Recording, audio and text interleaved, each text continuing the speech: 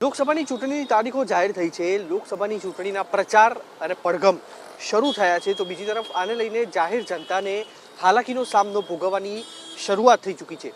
અમદાવાદમાં ઘાટલોડિયા વિસ્તારમાં ઉત્તર પ્રદેશના મુખ્યમંત્રી યોગી આદિત્યનાથ સાંજે સભા કરવા જઈ રહ્યા છે અને તે પહેલાની તૈયારીઓ અહીંયા આપણે બતાવવાનો પ્રયાસ કરીશું અને તે બાદ તે પણ બતાવીશું કે જાહેર જનતાને અહીંયા આગળ કેવી સમસ્યા પડી રહી છે. આ સ્થળ છે પ્રભાત ચોક, જ્યાં આગળ સાંજે 6 કલાકે ઉત્તર પ્રદેશના મુખ્યમંત્રી યોગી આદિત્યનાથ આવશે અને જાહેર સભા છે તેનું સંબોધન પણ કરશે. પરંતુ તેના કારણે થઈને એક તરફનો આખો જે રસ્તો છે તે બંધ કરી દેવામાં આવ્યો છે અને જાહેર માર્ગ ઉપર આ રીતે સભા કરવાના કારણે અનેક જે વાહન ચાલકો છે તેઓને ફરીને જવાનો વારો આવી રહ્યો છે. જે અહીંયાની જનતા છે તે પણ આપણી સાથે જોડાયેલા છે, તેમની સાથે વાતચીત કરવાનો પ્રયાસ કરીશું કેવા પ્રકારની સમસ્યાઓ તમને પડી રહી છે. કાકા, હાથે પાટો બાંધ્યો છે, શું થયું છે? શું તમને? મને ફ્રેક્ચર થઈ ગયું છે અહીંયા હાથે, 4 મહિના થઈ ગયા. તો આજે ડૉક્ટરને દવાખાને ત્યાં બતાવવા જવું હતું, તો જે સાઈડમાંથી મારે આવવાનું હતું ત્યાં રસ્તો બંધ છે, એટલે હું થોડું સાઈડમાં ચાલે એવું હતું જરા, એટલે એમાંથી માંડ અહીં સુધી પહોંચ્યો પ્રભાત ચોકમાં. પણ હવે મારે ફરીને કપાસી દવાખાનું છે ત્યાં બતાવવા જવાનું છે. એટલે આ લોકો આ જાહેર જનતાને અડચણ બહુ કરે છે. સભાઓ કરે એની કોઈ વાંધો નથી આપણે, પણ સભાઓમાં એમને કરવી હોય તો કોઈ એવો પ્લોટ રાખવો જોઈએ કે એવામાં. અને આ તો રાહદારી રસ્તો છે, હજારો માણસો અહીંથી આવે છે ને જાય છે, દરેક વાહન નાના મોટા લઈને, કોઈ ચાલતા જાય, કોઈ વાહન, તો બધાને અગવડ બહુ છે. બસ આટલું જ કહેવાનું છે. અગવડ પડે છે. અને આવી જે કંઈ જાહેર સભાઓ કરવી હોય તો એમને એવું કોઈ મેદાન રાખવું પડે, એમાં કરવી પડે. આ તો મોટો રસ્તો છે, મેઇન રસ્તો છે ઘાટલોડિયાનો, એ રસ્તા ઉપર બધું લોક કરી દે તો માણસોને અવર જવર થઈ શકતી નથી. અંદાજે કેટલું તમારે વધારે ડિસ્ટન્સ થઈ જાય છે આ રસ્તો જો તમારે કાપવો પડે તો? મારે 1/2 કિલોમીટર થઈ જાય. ફરીને જવું એટલે 1/2 કિલોમીટર વધી જાય.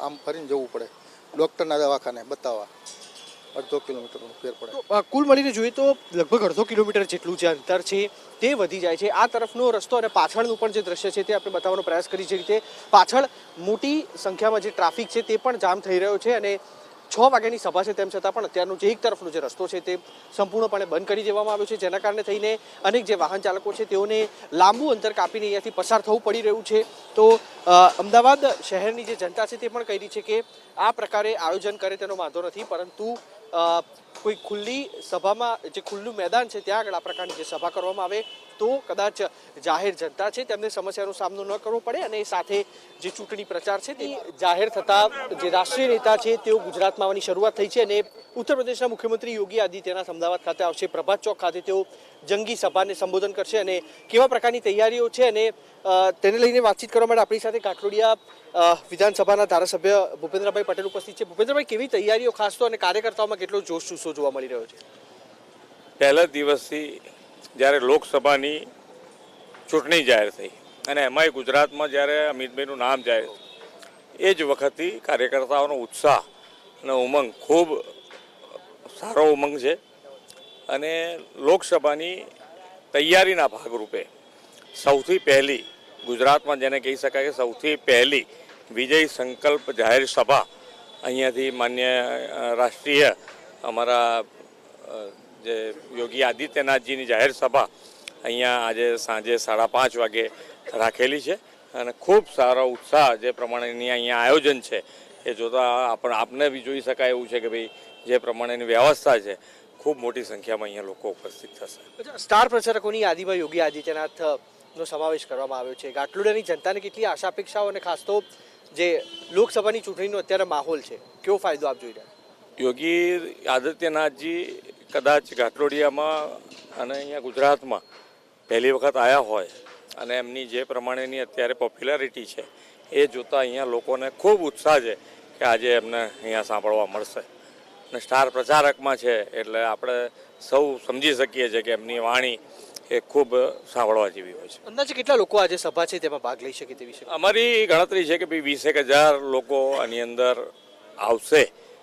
આજુબાજુ જે પ્રમાણેનો વિસ્તાર છે, જે પ્રમાણેનો આજુબાજુ ટોટલ રેસિડન્સ વિસ્તાર છે અને નજીકની જે વિધાનસભાઓ છે લોકસભાની, આમ કહેવાય ગાંધીનગર લોકસભાની, પણ ઘાટલોડિયા વિધાનસભાની નજીકની વિધાન, એમાંથી પણ ખૂબ પબ્લિક આ માન્ય યોગીજીને સાંભળવા માટે આવશે. બિલકુલ. તો જે વિસ્તાર છે તેમાં જે તમામ તૈયારીઓ છે તેને આખરી રૂપ આપવામાં આવી રહ્યો છે. લગભગ 20,000 જેટલા જે કાર્યકર્તાઓ છે તે આ જે કાર્યક્રમ છે તેમાં જોડાશે 6 વાગે આ કાર્યક્રમ છે તેની શરૂઆત થશે અને લોકસભાની ચૂંટણી જાહેર થયા બાદ અને ગુજરાતના ભારતીય જનતા પાર્ટીના જે ઉમેદવારો છે તે જાહેર થયા બાદ આ પ્રથમ વિજય સંકલ્પ જાહેર સભા હશે, જેમાં મોટી સંખ્યામાં જે લોકો ઉપસ્થિત હશે અને ખાસ તો લોકોમાં એક જુસ્સો પૂરો પાડવા માટે ઉત્તર પ્રદેશના મુખ્યમંત્રી યોગી આદિત્યનાથને મેદાને ઉતારવામાં આવ્યા છે, જેઓ સ્ટાર પ્રચારક પણ માનવામાં આવી રહ્યા છે અને આજથી કહી શકાય કે સત્તાવાર રીતે અમદાવાદમાં અને ખાસ તો ગુજરાતમાં જે ભારતીય જનતા પાર્ટી છે તે રણશીંગુ ફૂંકવા જઈ રહી છે લોકસભાની 26 બેઠકો ઉપર